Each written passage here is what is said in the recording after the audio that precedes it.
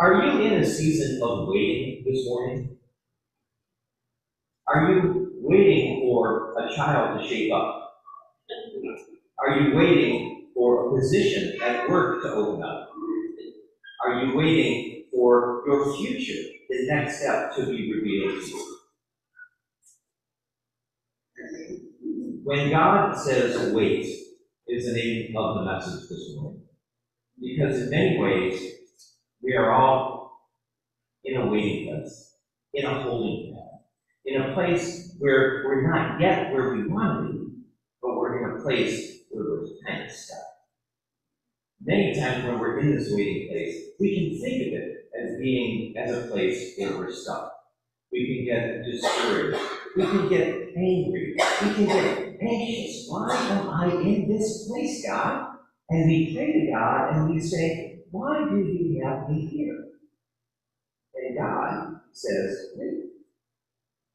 Well, through the eyes of faith as believers that we all are, we know that when the going gets tough, Jesus doesn't take another road. When the road gets bumpy, Jesus does not switch cars. When we are waiting and sometimes on that cross being crucified, God is up to something.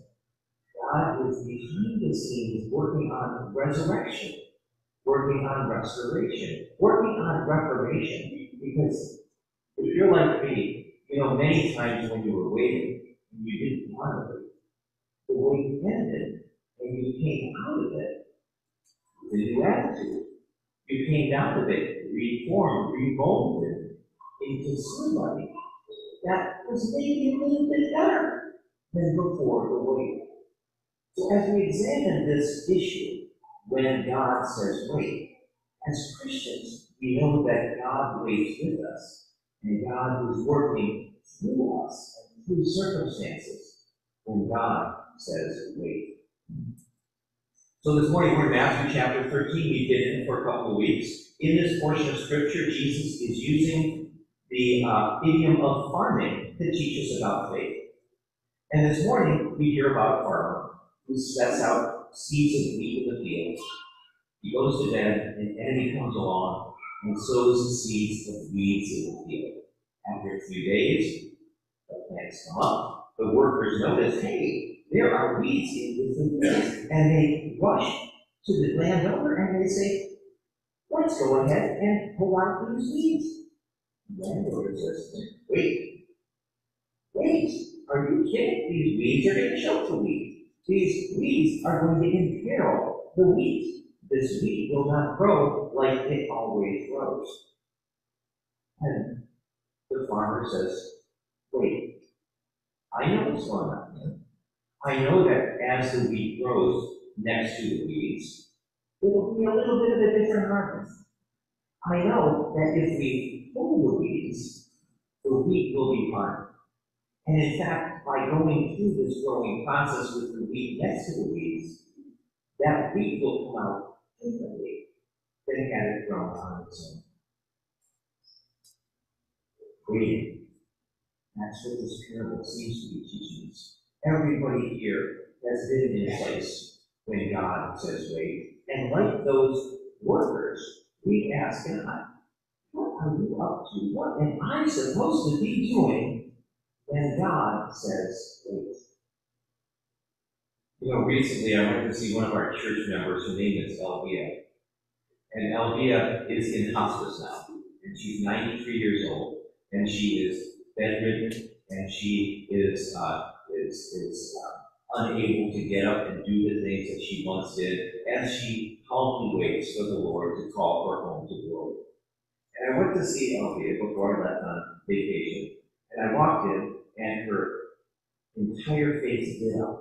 And a big smile came across her face. And she said, Father, please sit down. Some of you know Elvia likes to talk.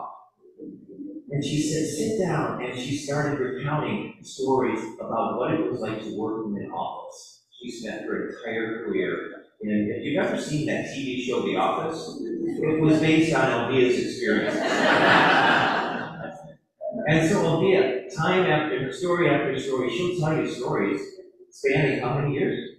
Quite a long time. And then she'll go into travel. Because Elvia has traveled to more countries and more states than I ever hoped to travel to. Then she'll point over to the side table where there's a picture of her and Barack Obama. Very proud of that. And the entire conversation, the entire time you're there, Althea is not talking about, oh, I'm so scared of what's going to happen next. I'm so worried, Father Chris, because I'm on my dad's bed. But what Althea spends the time doing, at least what I'm doing, is she becomes her lessons. She meets her waiting by counting her thanksgivings. What a wonderful thing to do when God says wait. And to count the blessings that you and I have. How many places has God taken you in your short or long life? How many possessions has He given you? How many relationships? How many teachers? How many friends? The list goes on and on. When God says, wait, don't dwell on the fact that you don't have what you want when you want it. Start counting the blessings. Start answering those thoughts in that penalty box with the blessings that God has given you. 3 auto workers, they showed up at their shift and they take places right next to each other where these big, long chassis come rolling by, and the first worker was asked, what do you do? He looked kind of glum and bored and said, I'm kind of in charge of making sure that the 17 spot welds underneath the chassis are done correctly. But the second guy, he was equally bored and glum and asked, what do you do?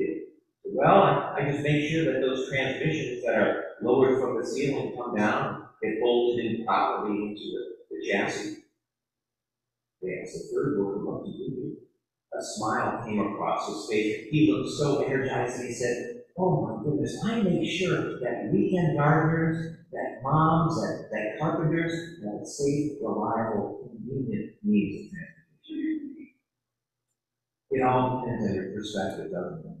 Many times we're in that waiting room and our view narrows. And we look, oh, I don't have this isn't looking right. Instead of thinking that each one of us hold a puzzle piece that God has given you. Now, I don't know if you've done puzzles. I was off vacation. It was not sunny the whole time. And so we pulled out those 1,000-piece puzzle pieces. When I do a puzzle, I come to this one piece and I'm like, they just put an extra one in here. It just doesn't fit anywhere. And then you move along, you find it fits perfect. Many times we feel like we're an extra puzzle piece. It doesn't matter how to use that puzzle piece. But you know what it's like to get done with a puzzle and you're missing a piece. God's plan in your life and my life means that you have that unique puzzle piece that God is planning to use to make that whole picture perfect. Getting a wider perspective is so important as we go through our time in the waiting room. So the kids in the zoo once, we went to this wonderful exhibit, beautiful exhibit. We walked outside. And I asked the first, what did you think? I said, it was just wonderful. Yeah, I say this stuff around the whole time. There were candy wrappers everywhere, kind of good. And then the toothpaste bag. They got to clean that place up. I asked the second, what did you think? I didn't smile. Oh my goodness, that was the most, everywhere I looked was a rainbow of butterflies. What's your perspective? Where are you looking? Are you going to pay attention to the sticky ground? Are you going to look up at the big, beautiful colors that surround you? When God says wait, what is your perspective? How are you looking at what God is doing?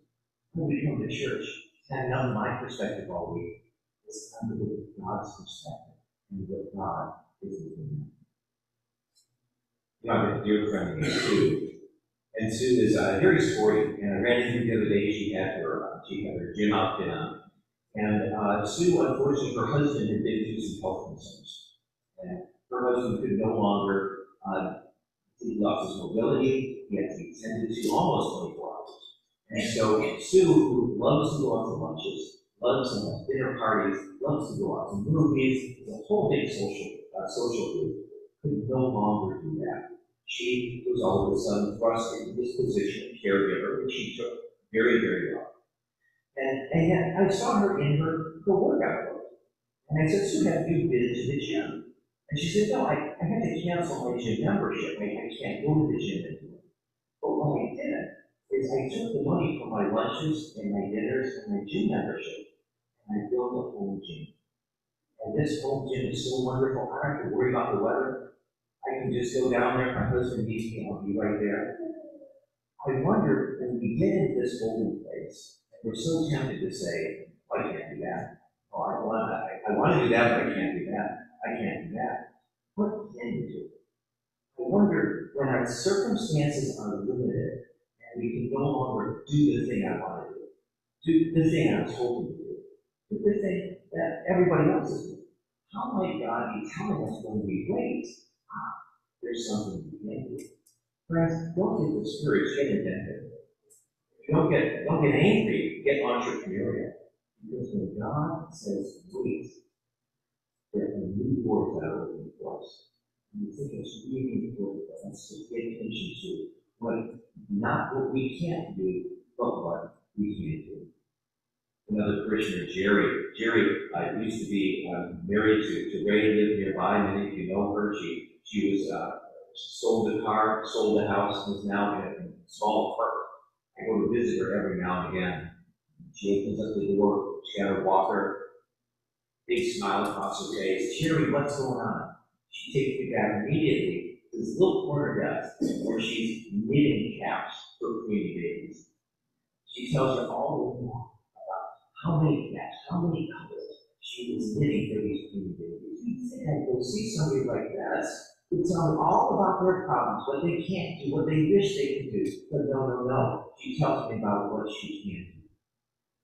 When we're in that waiting place and we're not in a place where we want to be, what can we do? This is a message, I think, that St. Paul got. Jake read for us our second reading from Romans. Many of you know St. Paul was the church's first theologian.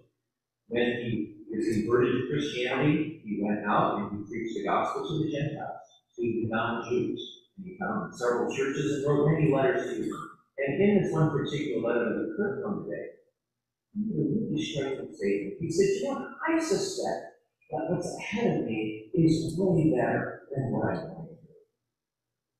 And so we wait in patience. We wait in patience here today. I know my kids are going to raise their hand and say, Dad, it's you. It's you. God is here to give us patience. Because it's a fruit of the Spirit, folks. We got it inside of us. Many of us, when God says, wait, think God's left the building. Well, Elvis may be gone, but God's here. And God has not left the building. I love that Psalm 139. If you have a chance to memorize the first two verses, Lord, you have searched me and known me. You know my sitting down and my getting up. You know my thoughts from afar. You trace my journeys and my resting places. You are well acquainted with me, with all of my words. Friends, this is the God we serve. I know waiting is no fun. It stinks to wait.